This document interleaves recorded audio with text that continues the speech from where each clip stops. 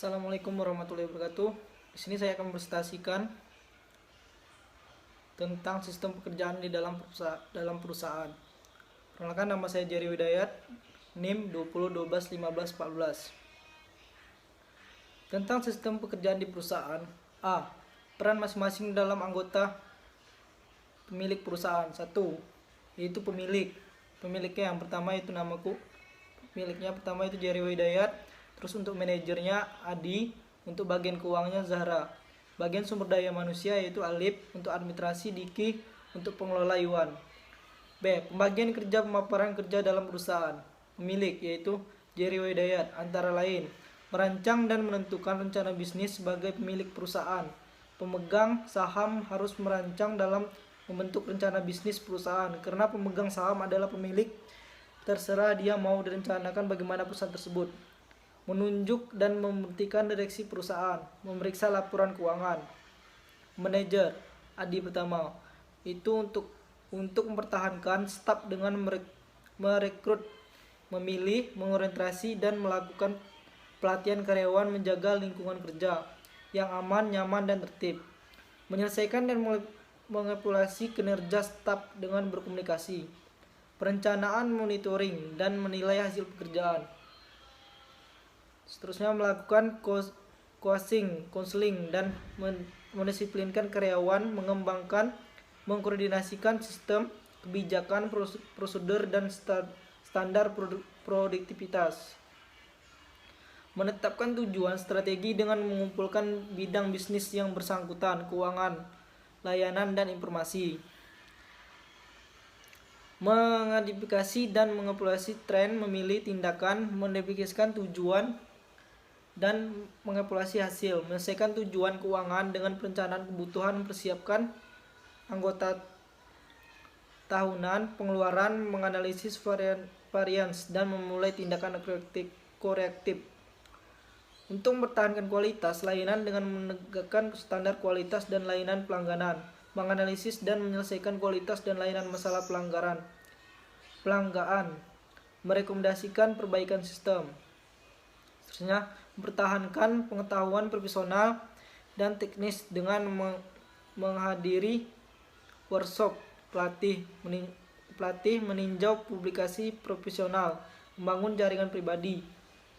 Terus benchmarking, berprestasi dalam sosial bermasyarakat secara profesional. Pengambilan keputusan, membuat rencana, menyusun organisasi, pengerahan organisasi, pengendalian, penilaian dan pelaporan. C. Bagian keuangan.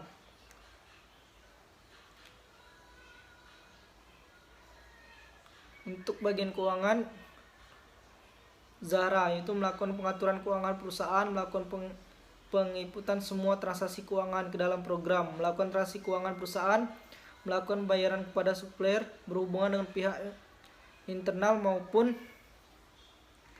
eksternal terkait dengan aktivitas keuangan perusahaan. Mengontrol aktivitas keuangan atau transaksi keuangan perusahaan, membuat laporan mengenai aktivitas keuangan perusahaan, menerima dokumen dan panduan internal maupun eksternal.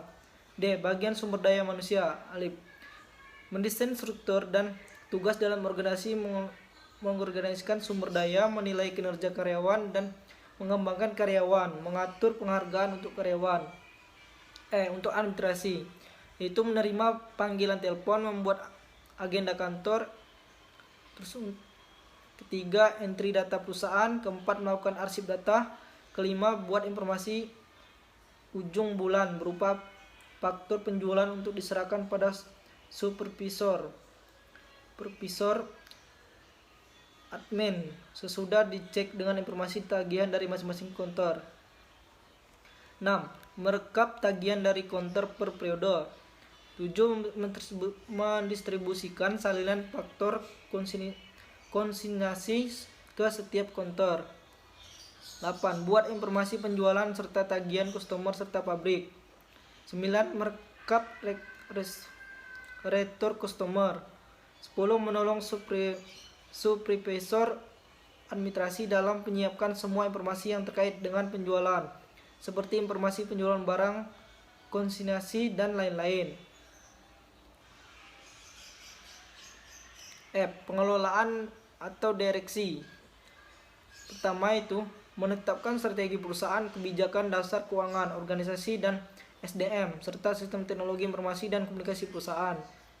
2. Mengajukan saran pengelolaan perusahaan yang memerlukan persetujuan komisasi dan atau memerlukan tanggapan tertulis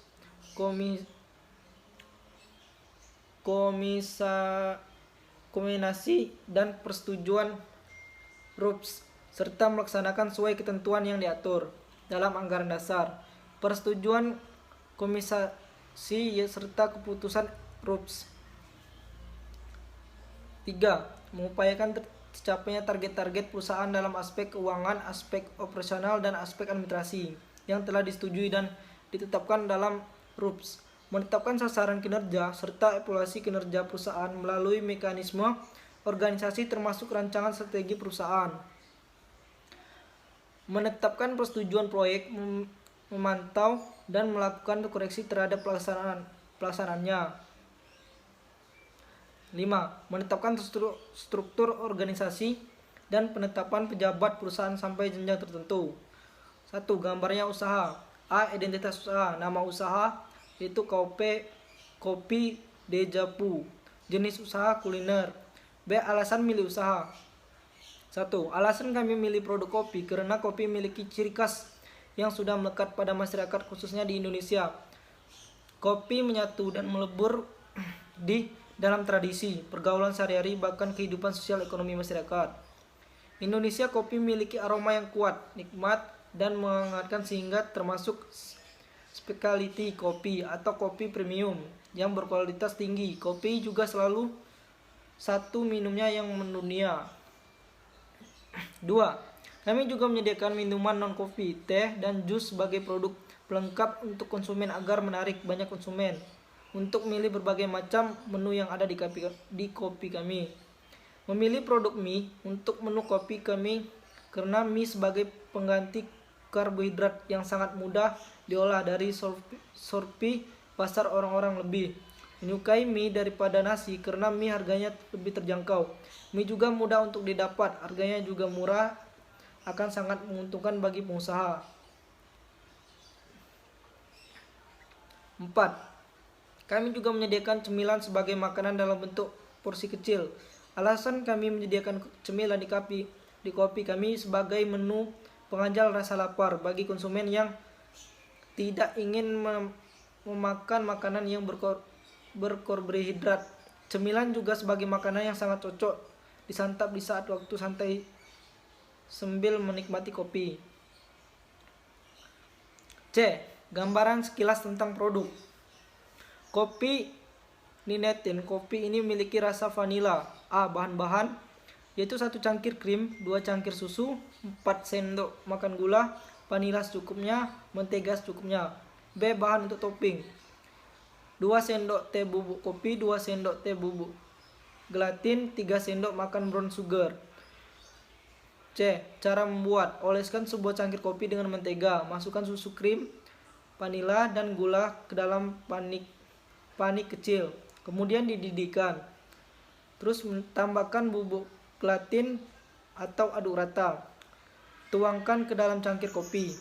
Untuk topping, masukkan air dan gula ke dalam panil kecil dan dididihkan agar mengental. Selanjutnya, tambahkan bubuk kopi dan gelatin, aduk rata. Terus tuangkan ke dalam cangkir kopi dan aduk perlahan sehingga tercampur rata. Terus kopi siap diminum selagi panas saat mentega belum mengental. D. Proses produksi untuk kedepannya. Keunikan produk terletak pada menu utama kopi ini, yaitu kopi yang menggunakan nama tentang pandemik virus yang menimpa hampir semua negara di dunia karena usaha bisnis kopi shop ini didirikan saat pandemi virus berlangsung. Menu lainnya juga menggunakan nama yang unik. Menu selain kopi yaitu jus buah dan minum non kopi. Untuk makanan ada mie dan snack. Pelayanan yang diberikan dijamin memuaskan dengan waiters yang sopan dan ramah sehingga dapat melayani pesanan pelanggan dengan baik. Sehingga pelanggan atau pengunjung kopi merasa nyaman selayaknya di rumah sendiri. 2. Strategi pemasaran dengan cara mempromosikan. 1. Saat akan opening, kami akan membuat pamflet, banner, dan brosur yang berisikan produk-produk yang akan kami jual dan menyebarkan di tempat-tempat yang banyak dijangkau oleh masyarakat luas. Dengan media internet, 3. Memasang iklan di dunia internet khususnya sosial media seperti Facebook, Twitter, dan Instagram yang banyak diketahui oleh para remaja dan dewasa. 3. Mempromosikan produk dari untuk ke mulut karena testimoninya langsung dari konsumen, maka dapat dianggap sebagai informasi yang dapat dipercaya. 4. Pelayanan publik dalam hal pendekatan agar konsumen menjadi tertarik dengan memberikan promo. 5. Dengan sponsorship yang ikut berperan memberikan sponsor ketika ada acara tertentu yang menyangkut produk tersebut atau memberikan voucher kepada orang yang menghadiri acara tersebut. 5. Memiliki identitas sebagai ciri khas kopi, misalnya kemasan cup kopi dengan brand yang ada agar dapat mudah dikenali dan mudah diingat. 3. Analisis persaingan. A.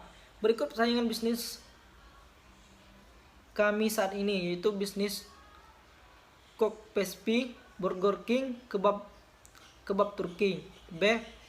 Posisi bisnis dalam pesaing. 1. Pemimpinan bisnis, business leader.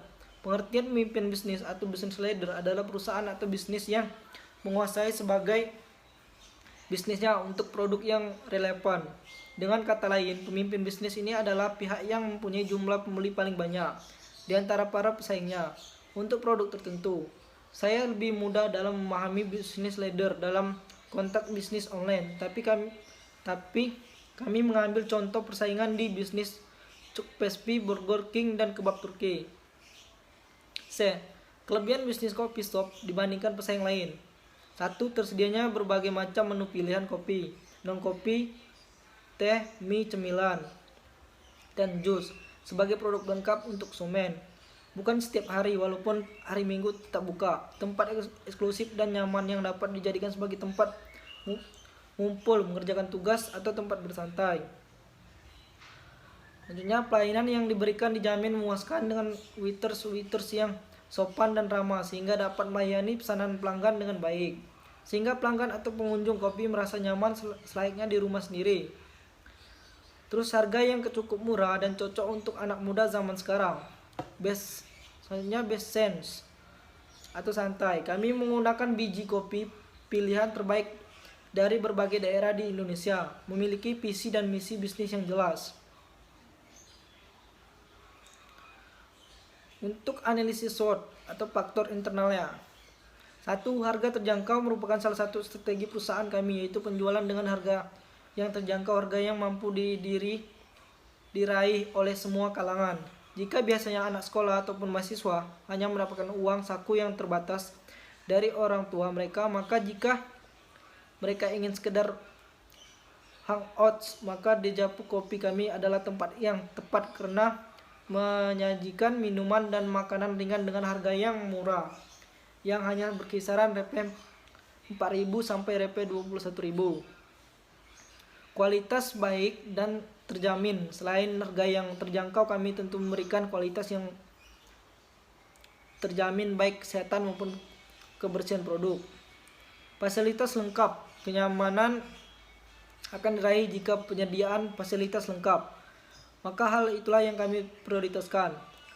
Di Dejapu Coffee kami Anda bisa memarkirkan kendaraan Anda dengan aman, pre-wifi, musola bagi umat muslim yang akan menjalankan ibadah sholat, kamar kecil berjumlah 2 buah di setiap lantai dan juga AC sesuai suhu kamar, tempat yang bersih dan nyaman, pelayanan yang memuaskan, aplikasi strategi, bahan baku mudah didapat, tersedia berbagai makan ringan serta berbagai minuman dan makanan. Weakness, kelemahan, bahan baku tidak tahan lama, produk mudah ditiru, harga bahan baku tidak stabil. Faktor tempat yang sangat mempengaruhi kelancaran usaha ini, karena apabila tempatnya kurang ramai maka permintaan akan sedikit. Faktor eksternal, opportunities, peluang. Terdapat banyak masyarakat khususnya anak muda yang konsumtif terhadap kuliner tinggi. Tingkat konsumsi sebagai berbagai jenis makanan pada saat ini mendorong kami untuk membuka kopi Tenegres yang mampu memberikan pelayanan yang bukan hanya layak namun terbaik. Permintaan pasar yang selalu meningkat. Ancaman: munculnya produk baru yang lebih unggul, kenaikan harga bahan baku karena terbatas, adanya kompetitor yang lebih dikenal masyarakat, pesaing tidak sehat, adanya produk serupa dengan kualitas dan harga murah. Baiklah, itulah hasil presentasi saya.